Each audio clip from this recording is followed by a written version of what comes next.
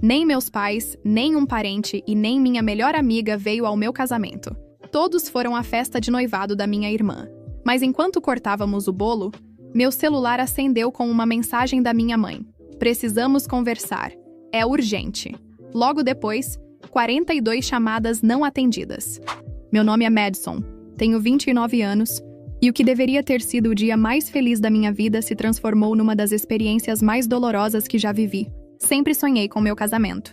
Desde pequena, imaginava caminhando até o altar com meu pai ao meu lado, minha mãe chorando de emoção na primeira fileira, meus irmãos me apoiando e minha melhor amiga como madrinha. Era um sonho simples, mas significava tudo para mim. Conheci meu marido há 5 anos numa conferência de trabalho. Ele era tudo que eu sempre procurei. Gentil, engraçado, ambicioso e, principalmente, alguém que me fazia sentir especial. Quando ele me pediu em casamento no ano passado, foi um momento mágico. Lembro de ligar imediatamente para minha família, transbordando de felicidade. A reação deles foi estranha. Minha mãe pareceu genuinamente feliz no início, mas depois ficou meio distante. Meu pai apenas murmurou algumas palavras de parabéns. Minha irmã mais nova, Chloe, que sempre foi a queridinha da família, fez comentários sarcásticos sobre como eu estava correndo demais. Ignorei os sinais. Pensei que eles estavam apenas se ajustando à novidade. Marquei a data para 6 meses depois, um sábado lindo de primavera. Enviei os Save the Dates com 3 meses de antecedência, garantindo que todos tivessem tempo suficiente para se organizar. Foi quando as coisas começaram a ficar estranhas. 2 semanas depois dos meus Save the Dates, Chloe anunciou que tinha ficado noiva. Nada contra isso, obviamente. Fiquei feliz por ela, mesmo sabendo que meus pais sempre a trataram como a filha perfeita, enquanto eu era vista como a responsável, a que nunca dava trabalho. O problema surgiu quando ela marcou sua festa de noivado para exatamente o mesmo dia do meu casamento. Quando questionei, ela disse que havia sido a única data disponível no local dos sonhos dela. Minha mãe me ligou naquela noite, pedindo para eu considerar mudar minha data porque a festa de Chloe já estava toda organizada. Senti um aperto no peito. Expliquei que meu casamento já estava marcado há meses. Os fornecedores contratados, os convidados avisados. Não podia simplesmente mudar tudo porque minha irmã decidiu marcar um evento no mesmo dia. Minha mãe ficou irritada, dizendo que eu estava sendo egoísta e que uma festa de noivado era mais importante que um casamento simples. Casamento simples. Essas palavras ecoaram na minha cabeça por dias. Não era simples para mim, era o meu casamento. Nos meses seguintes, toda a conversa familiar girava em torno da festa de Chloe. O vestido dela, as flores, o local, os convidados importantes que ela havia conseguido. Meu casamento era mencionado apenas de passagem, como se fosse um evento menor na agenda familiar. Quando finalmente enviei os convites formais, 2 meses antes da data, as respostas foram devastadoras. Meus pais confirmaram presença, mas de forma seca e sem entusiasmo. Escreveram apenas que talvez pudessem passar depois da festa de Chloe, se o horário permitisse. Meus 2 irmãos, que sempre foram próximos de Chloe, nem se deram ao trabalho de responder adequadamente. Apenas mandaram mensagens rápidas dizendo que teriam que ver como seria o dia. Minha avó, que eu esperava que viesse com certeza, mandou um recado através da minha mãe dizendo que estava muito velha para 2 eventos no mesmo dia e que priorizaria a festa de noivado. O golpe mais duro veio da minha melhor amiga Harper.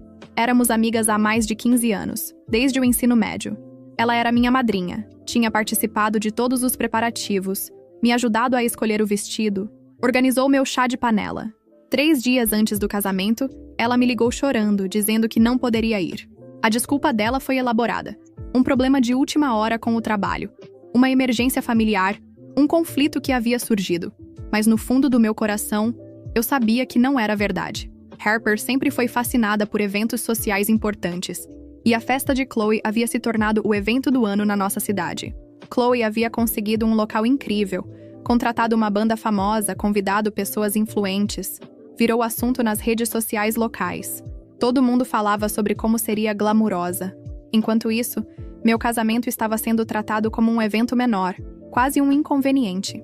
A noite anterior ao meu casamento foi uma das piores da minha vida. Liguei para Harper mais uma vez, implorando para que reconsiderasse. Ela manteve a história da emergência, mas eu podia ouvir a falta de convicção na voz dela. Terminei a ligação sentindo-me completamente abandonada. Naquela madrugada, não consegui dormir. Ficava imaginando como seria caminhar até o altar e ver as cadeiras vazias onde minha família deveria estar. Como explicaria para os convidados do meu marido porque nenhum dos meus familiares havia comparecido. A vergonha era sufocante. Cogitei cancelar tudo. Por algumas horas, considerei seriamente ligar para todos e adiar o casamento. Mas meu marido me convenceu de que não poderíamos deixar que a crueldade da minha família arruinasse nosso dia especial. Ele tinha razão, mas isso não diminuía a dor. O dia do casamento chegou ensolarado e perfeito. O local estava lindo, decorado exatamente como eu havia sonhado. As flores estavam frescas, a música estava perfeita, tudo estava impecável, exceto pelas cadeiras vazias na primeira fileira. Caminhei até o altar sozinha. Havia considerado pedir para alguém da família do meu marido me acompanhar, mas no final decidi que faria isso por mim mesma. Cada passo foi uma mistura de tristeza e determinação. Estava realizando meu sonho, mas de uma forma que nunca imaginei. A cerimônia foi linda, apesar de tudo. Meu marido estava radiante, nossos amigos verdadeiros estavam lá nos apoiando, e consegui sentir momentos genuínos de felicidade. Quando trocamos votos e nos beijamos, por alguns segundos esqueci da dor e me concentrei no amor. Durante a recepção, tentei manter o sorriso e aproveitar cada momento. Os convidados foram maravilhosos, a comida estava deliciosa, a banda tocou todas as nossas músicas favoritas. Estava quase conseguindo esquecer o abandono da minha família quando meu celular começou a tocar incessantemente. Era minha mãe. 42 chamadas perdidas em menos de uma hora. Finalmente atendi, pensando que talvez tivesse acontecido uma emergência real. Mas não era isso. Ela estava desesperada pedindo ajuda com um problema no buffet da festa de Chloe. O fornecedor havia atrasado. Alguns pratos estavam queimados. E ela queria que eu indicasse uma solução de emergência. Fiquei sem palavras. No dia do meu casamento, durante a minha recepção, minha mãe estava me ligando para resolver os problemas da festa da minha irmã. Desliguei o telefone e tentei voltar à celebração, mas o estrago estava feito. A realidade de quão pouco eu significava para eles havia se tornado cristalina. Foi então que minha prima Ava se aproximou. Ava sempre foi diferente do resto da família. Mais observadora, menos inclinada a aceitar as dinâmicas tóxicas que permeavam nossos encontros. Ela havia escolhido vir ao meu casamento em vez da festa de Chloe, e eu era eternamente grata por isso. Ava me chamou para um canto reservado e, com cuidado, me contou o que estava acontecendo na festa de noivado. Aparentemente, não era apenas uma celebração normal. Chloe havia transformado o evento numa produção elaborada, convidando fotógrafos profissionais, blogueiros locais, até alguns jornalistas da região. Mas a parte que mais me chocou foi quando Ava me mostrou as fotos que estavam sendo compartilhadas nas redes sociais da festa. Lá estava Chloe, radiante em seu vestido de noivado, posando para fotos profissionais. E em seu pescoço estava algo que fez meu coração parar: o colar de pérolas da nossa avó. Esse colar não era apenas uma joia qualquer. Era uma herança de família, passada de mãe para filha há 4 gerações. Segundo o testamento da nossa avó, que havia falecido 2 anos antes, o colar deveria passar para mim, por ser a neta mais velha. Era tradição. E mais importante ainda, era o que nossa avó havia explicitamente deixado escrito. Ver Chloe usando aquele colar nas fotos da festa, no mesmo dia que deveria ter sido apenas meu, foi como receber um soco no estômago. Não era apenas sobre a joia, era sobre o que ela representava. Era a prova final de que eu nunca seria prioridade na minha família, não importa o que acontecesse. Eva viu minha expressão e imediatamente entendeu. Ela sabia sobre o testamento, sabia que o colar era meu por direito. Me disse que havia questionado minha mãe sobre isso na festa. E a resposta foi que o colar ficava melhor em Chloe, que ela sabia aproveitá-lo melhor. Naquele momento, algo mudou dentro de mim. Não era mais sobre tristeza ou mágoa. Era sobre justiça. Durante toda a minha vida, havia aceitado ser colocada em segundo plano, ser a filha responsável que não reclamava, que sempre cedia espaço para Chloe brilhar. Mas isso havia ido longe demais. Terminei minha recepção com um sorriso forçado. Dancei com meu marido, cortei o bolo, agradeci aos convidados. Mas por dentro, já estava planejando minha próxima ação. Não seria emocional nem impulsiva. Seria calculada e efetiva. Nos dias seguintes, enquanto estava na lua de mel, recebi mensagens da minha família. Não eram desculpas pelo abandono no meu casamento. Eram reclamações de que eu não havia ligado para parabenizar Chloe pela festa maravilhosa. Minha mãe disse que eu estava sendo dramática e que deveria ser mais madura sobre toda a situação. Foi então que tomei uma decisão que mudaria tudo. Decidi me afastar completamente. Não houve discussão. Não houve ultimatos. Simplesmente parei de responder mensagens, parei de ligar, parei de comparecer aos eventos familiares. Quando perguntavam, eu apenas dizia que estava ocupada. O interessante foi que, inicialmente, eles nem notaram muito. Estavam tão envolvidos com os preparativos do casamento de Chloe que minha ausência passou despercebida. Isso só confirmou o que eu já sabia. Eu era dispensável na dinâmica familiar. Durante esse período de distanciamento, comecei a juntar provas. Consegui uma cópia certificada do testamento da minha avó, onde estava claramente especificado que o colar deveria passar para mim. Salvei todas as mensagens da família, incluindo aquelas onde minha mãe admitia ter dado o colar para Chloe porque ficava melhor nela. Também documentei todo o padrão de comportamento, as datas dos eventos conflitantes, as mensagens durante meu casamento, os comentários menosprezando minha cerimônia. Não sabia exatamente como usaria essas informações, mas sentia que seria importante ter tudo registrado. Nesses 18 meses de afastamento, minha vida mudou completamente. Sem a energia emocional drenada pelos dramas familiares, consegui me focar na minha carreira de forma intensa. Recebi uma promoção significativa, mudei para um apartamento melhor e comecei a construir um círculo social genuinamente apoiador. Meu marido foi incrível durante todo esse período. Nunca me pressionou para reconciliar com minha família, mas também nunca alimentou mágoas. Apenas me apoiou em qualquer decisão que eu tomasse. Pela primeira vez na vida, sentia que alguém realmente me colocava em primeiro lugar. Foi através de Ava que soube que Chloe havia marcado seu casamento para 6 meses depois. E não seria qualquer casamento. Seria um evento luxuoso, com mais de 300 convidados, em um resort exclusivo. Ela havia conseguido patrocínios de empresas locais, e o evento seria coberto pela imprensa regional. Minha primeira reação foi de indiferença. Que se casasse onde quisesse, da forma que quisesse. Eu havia seguido em frente. Mas Ava me enviou mais detalhes que fizeram meu sangue ferver novamente. Chloe planejava usar o colar da avó como parte do look de noiva. E havia até dado entrevistas falando sobre a importância das tradições familiares. Ver minha irmã lucrar publicamente com algo que era meu por direito, enquanto construía uma narrativa sobre valores familiares depois de ter sabotado meu próprio casamento, foi o limite.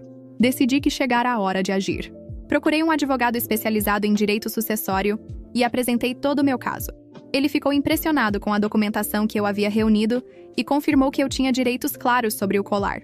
Mais importante ainda, ele explicou que poderíamos entrar com uma ação de reintegração de posse imediatamente. O timing seria perfeito. Como o casamento de Chloe seria um evento público, com cobertura da imprensa, qualquer ação legal ganharia visibilidade automaticamente. Não era sobre vingança, era sobre justiça e sobre finalmente tomar uma posição.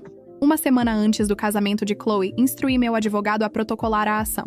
2 dias antes do evento, ela recebeu a notificação legal em casa, na frente dos pais e do noivo. Ava me contou depois que foi um caos completo. Chloe ligou para mim pela primeira vez em mais de 1 ano, aos gritos, me acusando de tentar arruinar seu casamento por ciúmes. Não respondi. Minha mãe também ligou dizendo que eu estava sendo vingativa e mesquinha. Também não respondi. Meu pai, que raramente se envolvia em conflitos, até mandou uma mensagem dizendo que eu estava exagerando. Mas eu não recuei. O processo estava em andamento e havia uma liminar determinando que o colar deveria ser devolvido imediatamente, sob pena de multa diária. Chloe tentou ignorar, acreditando que eu desistiria por pressão familiar. No dia do casamento dela, enquanto os convidados chegavam ao resort luxuoso e os fotógrafos se posicionavam para capturar cada momento, meu advogado apareceu no local com um oficial de justiça. Levavam a ordem judicial e estavam autorizados a retirar o colar, mesmo que isso significasse interromper a cerimônia.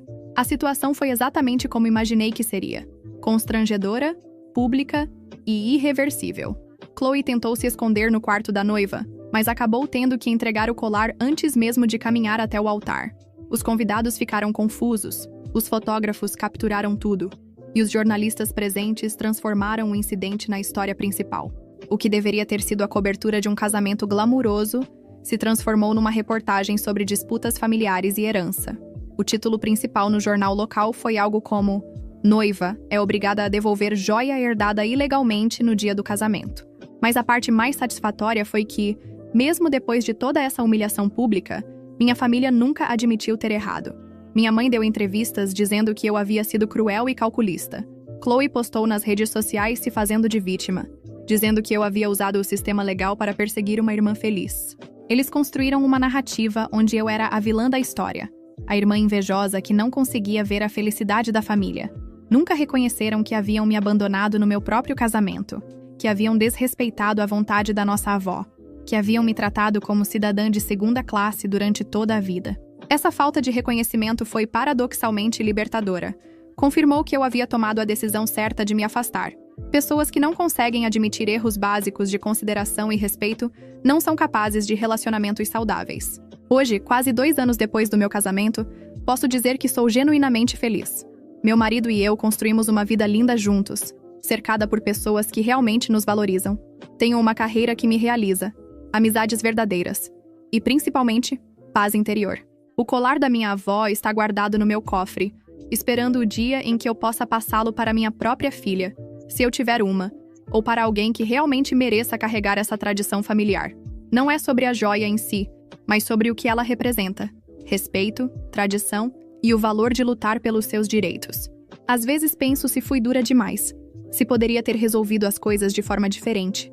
Mas então lembro das cadeiras vazias no meu casamento, das 42 chamadas sobre os problemas da festa da Chloe, da total falta de consideração pelos meus sentimentos. E sei que fiz o que precisava fazer. Não tenho mais contato com minha família. Eles fizeram algumas tentativas superficiais de reconciliação nos primeiros meses, mas sempre condicionadas a mim pedindo desculpas pelo que fiz no casamento de Chloe. Como isso nunca aconteceu, as tentativas cessaram. Ava continua sendo minha única ligação com aquele mundo. Ela me conta ocasionalmente sobre os eventos familiares, mais por curiosidade minha do que por necessidade. Aparentemente, eles criaram uma versão alternativa da história onde eu que sempre fui problemática e eles são as vítimas das minhas ações.